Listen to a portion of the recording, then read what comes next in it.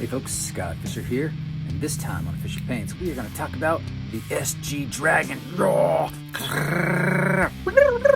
Let's do it. So here we go. You're looking at the finished piece, of course, as it sits on its panel, although it is missing one thing. I don't know if you noticed it, but we'll talk about that a little bit later. A lot of detail on this piece. Got to bust out a dragon, but the guitar in particular I was pretty stoked with because, you know, I don't do stuff that's that tight. However, this started as something else. Originally was a shirt for Dragon Con. What? Yes, it was a shirt for Dragon Con that eventually I thought I wanted to revisit and turn into something else. So I recycled from myself a bunch of the dragon stuff because this was just a silk screen. It never got beyond that. And I removed the figure from it, and I decided to put something else within that dragon.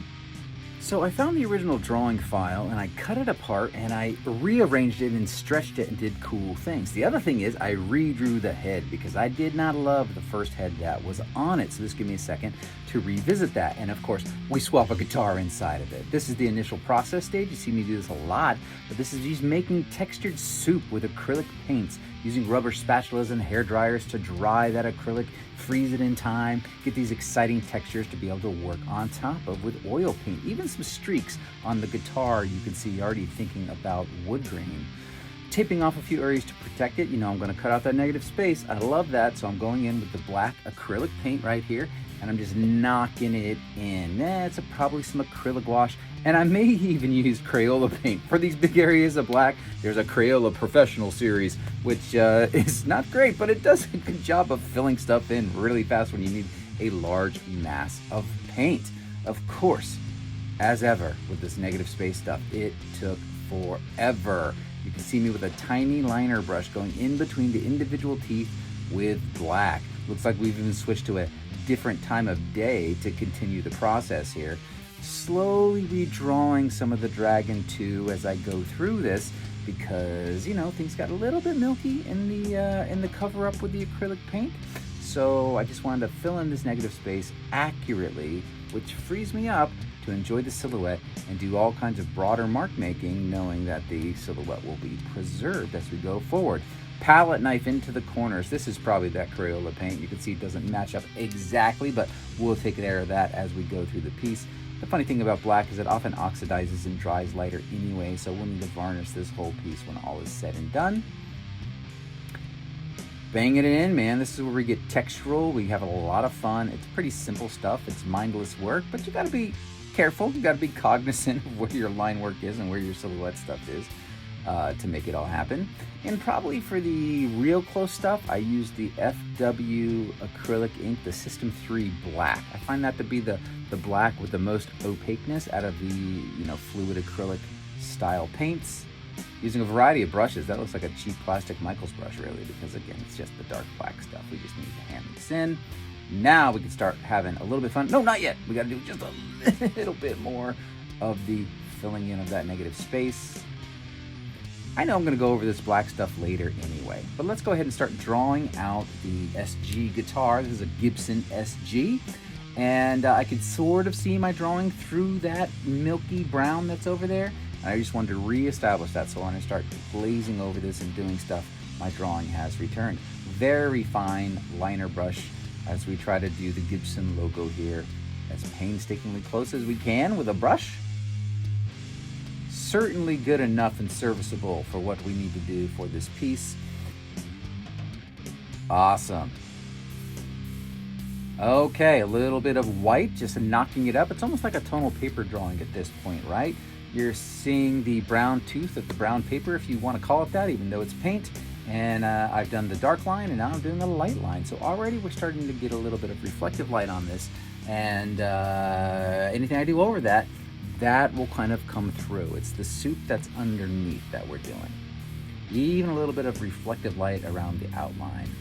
Let's go ahead and knock in the fret markers. Weird polygon kind of shapes. Got to go over it a few times. We're also drawing in some of the individual frets. I take my guitars pretty seriously. I don't know if you guys know this, but I have a bit of a guitar addiction. You can see some behind me. That's the tip of the iceberg. So I needed these details to be right. Oh yeah. There we go. That's starting to feel pretty good, so let's go into the details on the body. Again, drawing it out again. Again, look at the streaks I put on there. Those streaks are purposeful. I want this to be like a stained wood grain later on, and I figured if I had those streaky marks, it would be much better when I start glazing stuff on top of it. But we're putting that liner brush to work a lot on this piece. Slowly drawing off every little bit once again. Big areas like the pick guard, I can go a little bit heavier. And we're still in acrylic at this point. Even some of the chrome effect is happening on those pickups where you can see it's almost like a little shiny. We're starting our first washes on the body itself. Again, acrylic to start with. And this will be like a maroon kind of stain.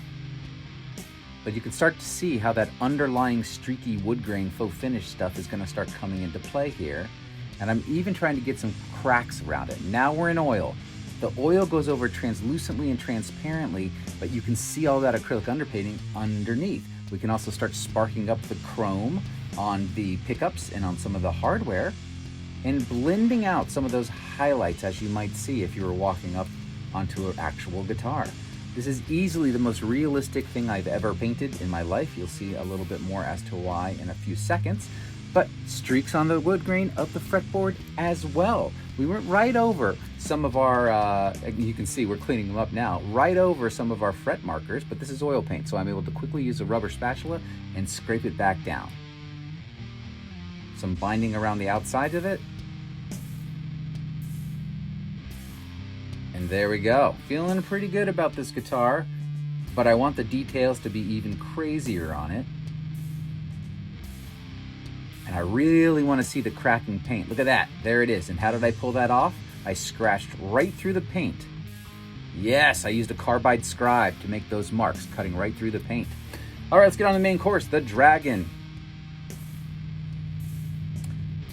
I think this is acrylic to start with, although it might be oil. You know, there's been no oil paint up here yet, so I'm allowed to start with acrylic for some of the washes if I feel like it. At this stage, though, I might have gone straight in with the oil at it, and then, of course, once you do oil, you never go back to acrylic again on top of that. But an acrylic underpainting is certainly suitable for everything. In fact, most gessos are acrylic, so it's all good. Had to figure out some of the anatomy, redraw some of the scales, use some cool patterning techniques. An interesting started happening, though. I started seeing from that original underpainting that the Dragon looked like it was almost putting out a light, or there was a glow within the egg shape of the spirals. And I wanted to capitalize on that, so I started thinking about the Dragon and keeping it light in value, as if the guitar itself were glowing and lighting up the interior of this Dragon. Knocking in some of the details on the face. Lost a lot of my drawing on that, but I wanted to recover some of it here in the paint. And also, sometimes when you lose your drawing, it's fine, because you get to reinterpret some things and redraw some things as well.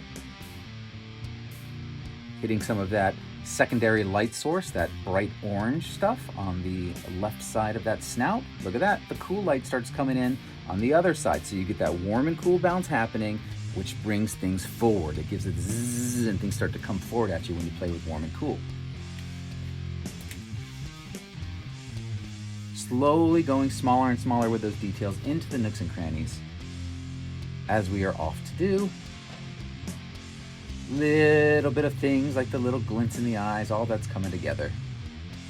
I redrew and reworked the snout on that side because I didn't like the drawing apparently, so that looked a lot better to me. I felt a lot happier about it, and we can continue on. Had to kind of figure out the horns a little bit in the paint as well, which we did, no problem.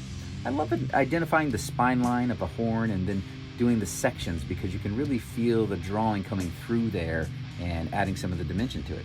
Look how orange the arm is that's touching the guitar, though. Again, that's that glowing effect that I started embracing, and now you can see that instead of going darker with the scales behind that guitar, I'm primarily gonna go lighter, so you feel that light source radiating from the guitar without just spattering, it's glowing, around the outside of it.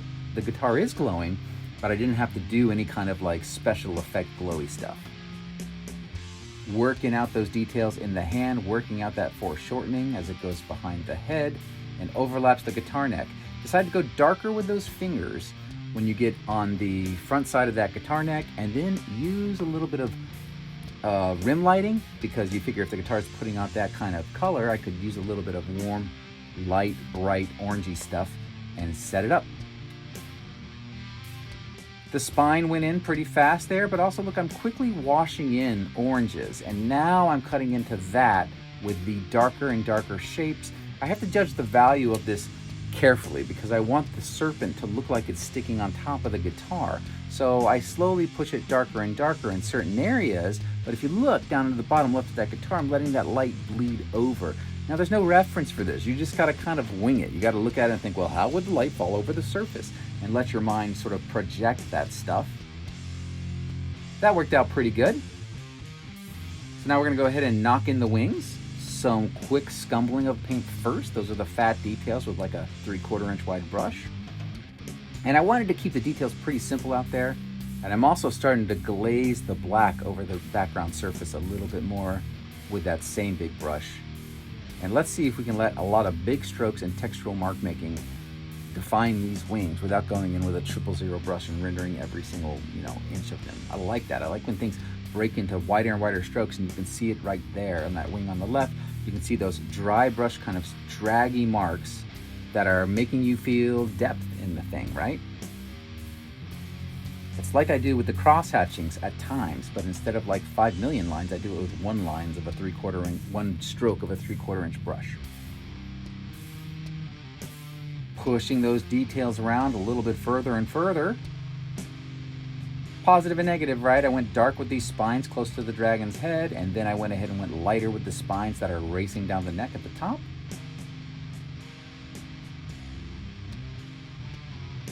And at this point, we can do the final bit of a workup on the dragon scale. Again, looser and looser and looser as I get away from that guitar. I don't want that stuff to be as tight and sizzly as the guitar was, because the guitar is the thing with the crazy details that I really want people to pay attention to. So some pretty bold mark making on the stuff in front of that.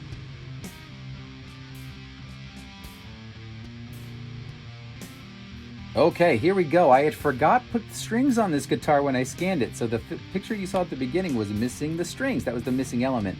Let me tell you, what a pain it is to pull long lines like this. Thank goodness for a maul stick. I have it hooked over a nail on my easel so that it'll stay real straight, and it's just slow pulls with a liner brush to get this stuff to go down. Sometimes I do it in sections and almost do a dot in those sections, so almost like connecting the dots so I know where to pull those lines. But I knew some guitar expert was gonna be like, dude, it has no strings. You better put strings. You can't play that guitar. I know, but that's how we guitar people are. We want those details in there. So the strings had to happen, and there's a big blowover of it. And finally, you can see the final painting as it was scanned into the computer. And there it is, folks. Well, all right, I hope you guys like this. This painting is a part of my rock and roll fantasy line of paintings that I'm doing for Wentworth Galleries. And I had an absolute blast doing this. It's funny, guitars became a hobby for me for a long time, but we creative folks will often find that we'll go to a hobby for something outside of art, and it winds up working its way back into the art somehow. But hey, any excuse to get another guitar because I gotta paint it. Awesome. All right, we'll see you guys next time. I hope you enjoyed this video. Talk to you later.